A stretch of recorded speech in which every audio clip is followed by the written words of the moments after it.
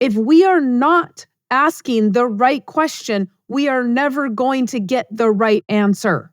And small minds and small buckets of knowledge are not going to help us. If we're around a bunch of Eeyores, we are going to be Eeyore.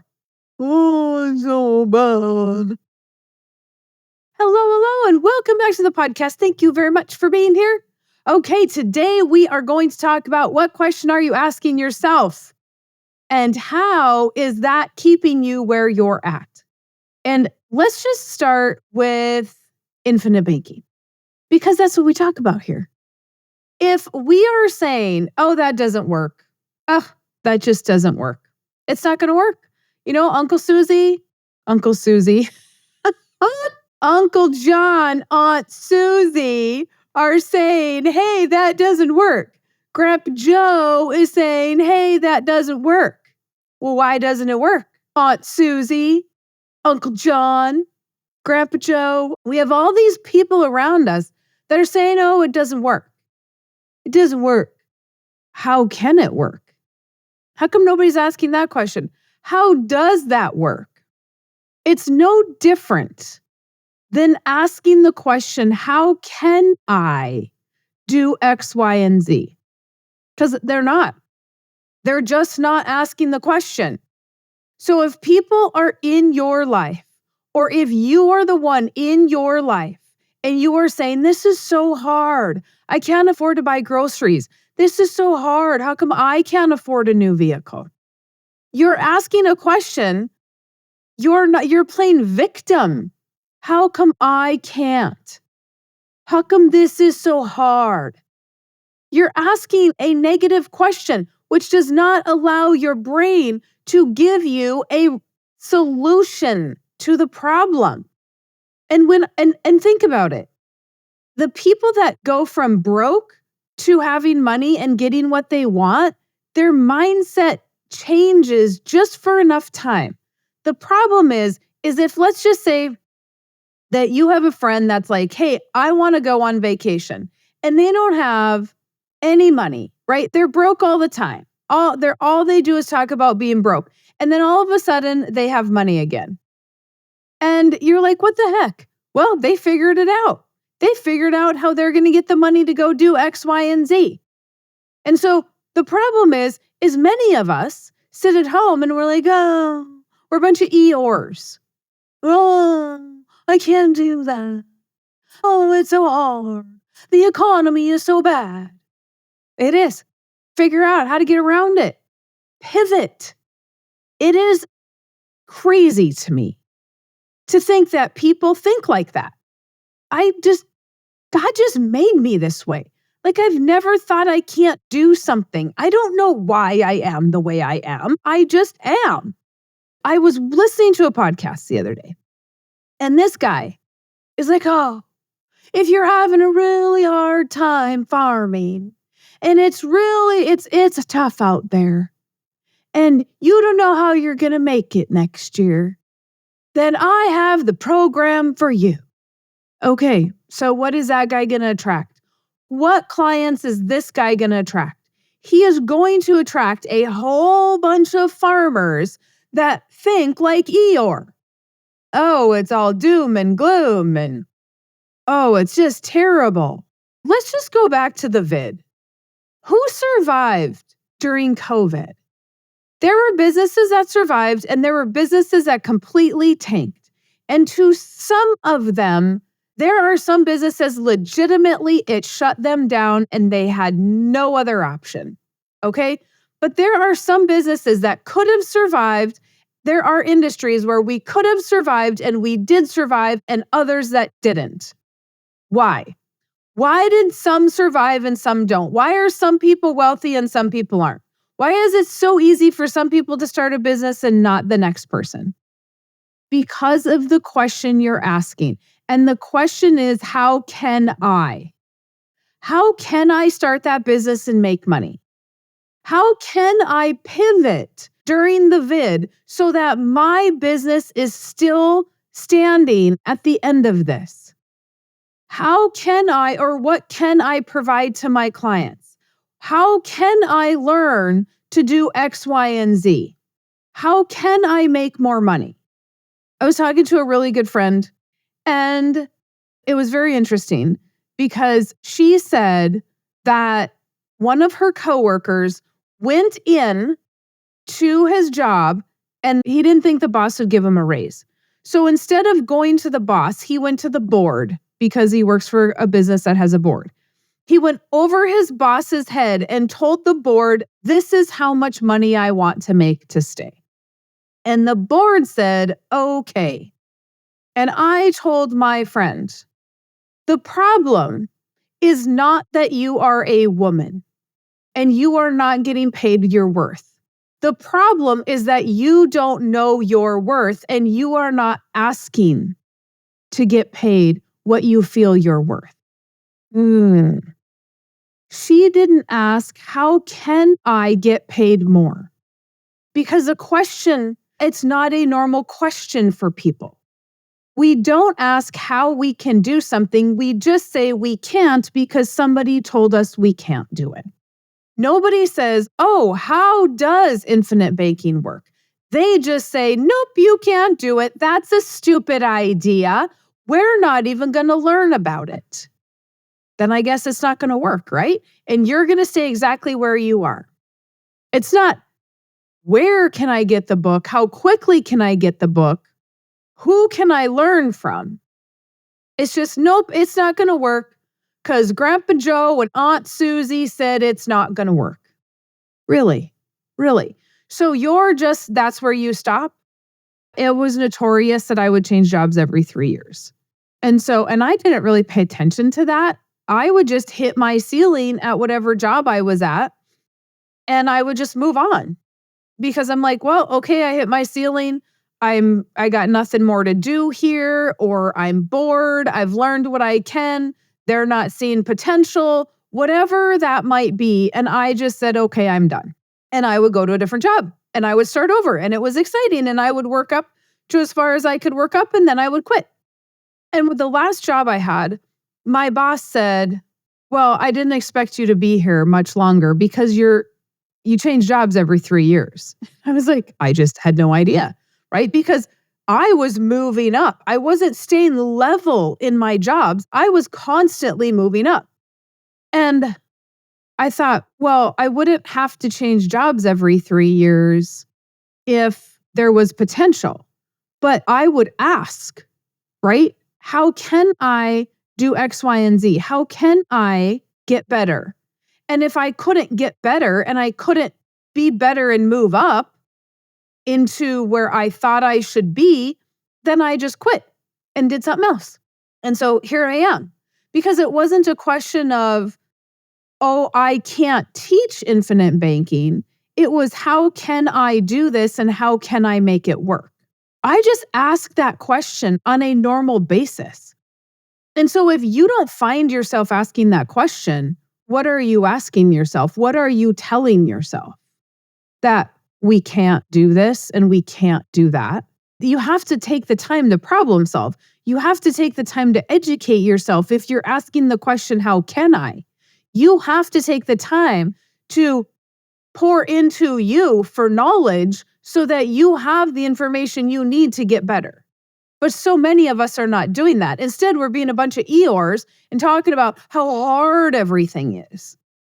You know what I'm really tired of hearing is how hard everything is. It's hard for everybody. Guess what? Anybody that lives in the United States has the exact same economy to deal with. I don't care if I make more money than John down the street. We all buy the groceries. We are all buying milk at the same price. We're all buying eggs at the same price. We get to decide how we make the money to buy said items. And he is going to go punch a clock and say, well, that's all they're giving me. And I'm going to say, how can I make more money? How can I better utilize my money? If we are not asking the right question, we are never going to get the right answer.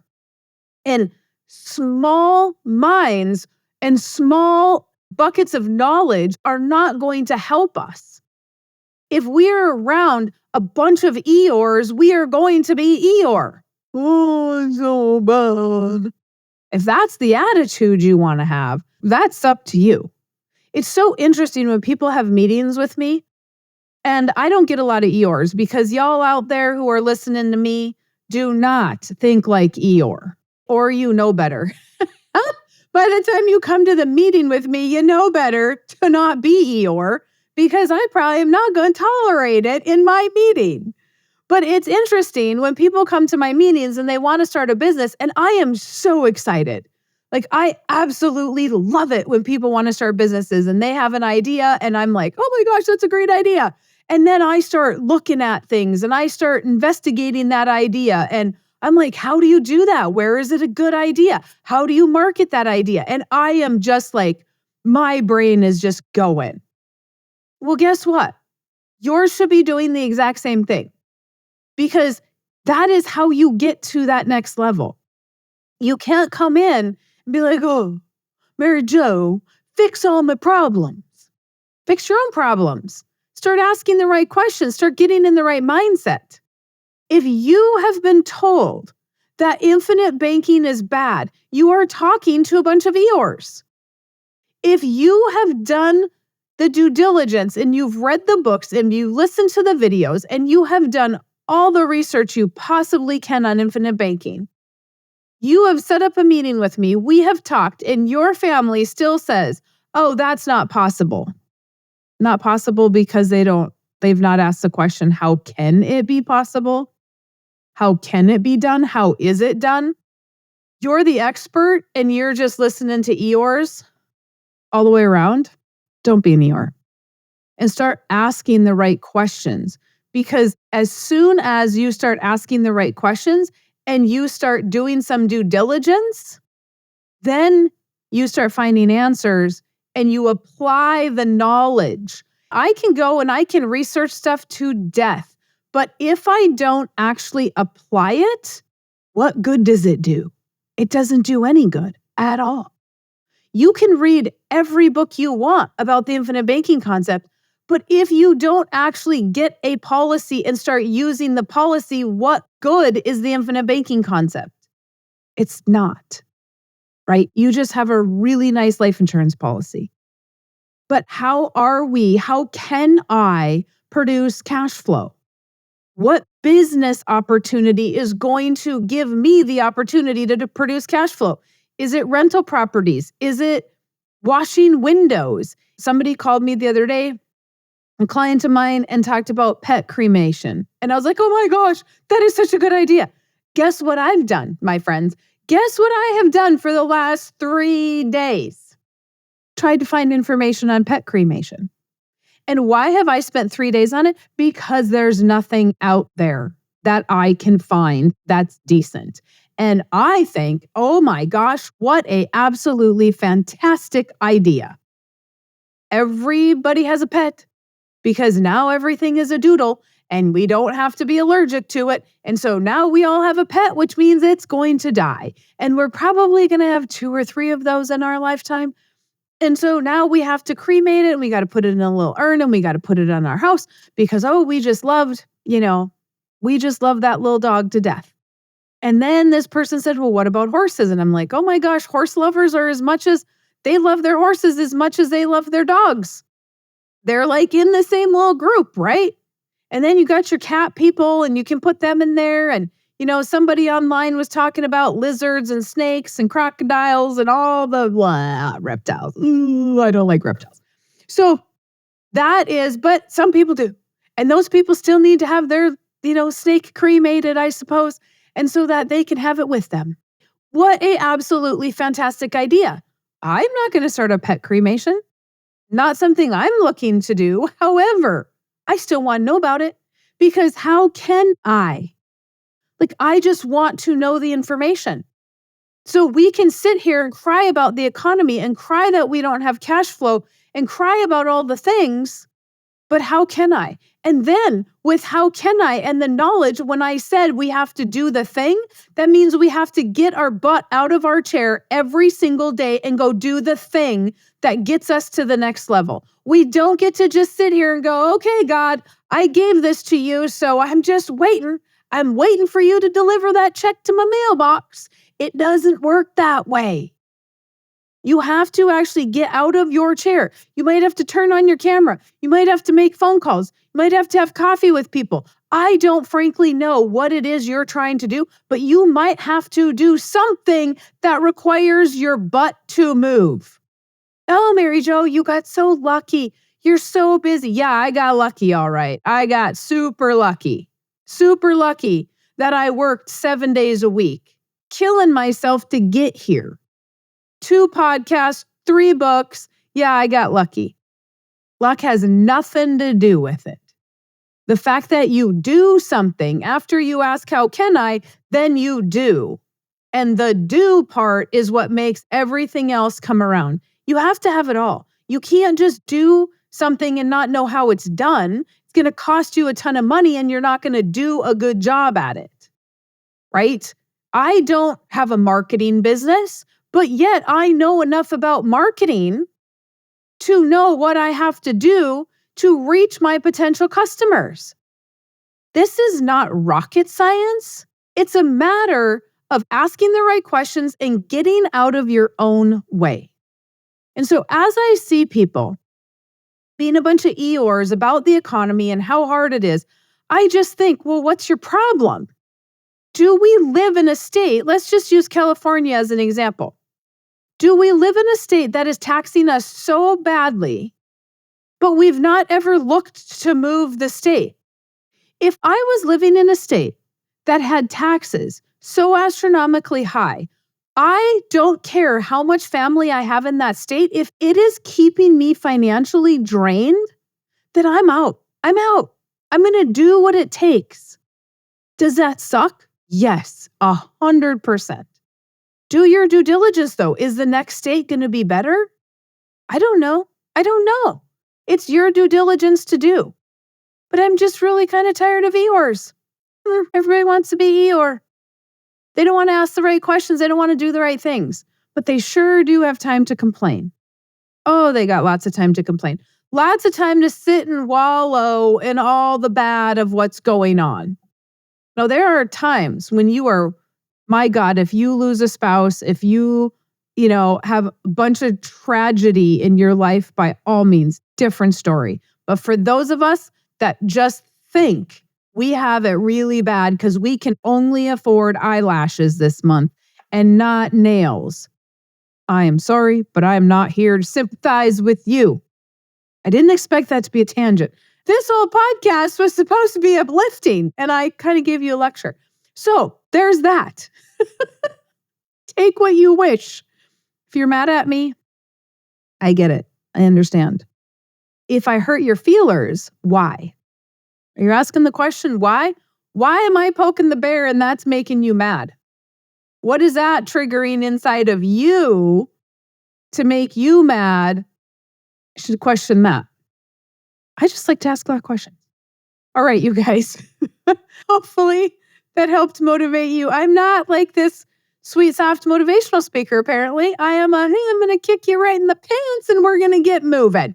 If you have not gotten the book and you are still in the due diligence stage, if you have read the book and you're too dang scared to make an appointment, why?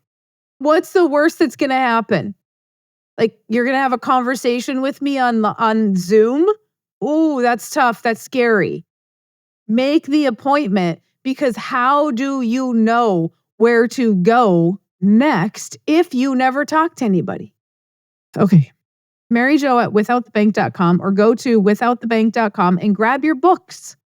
Make your appointment. Let's have the conversation. Let's get you to the next step. Do your due diligence. Do your research. Become obsessed with being the banker in your life, and things will change. All right. You have a fantastic rest of your day.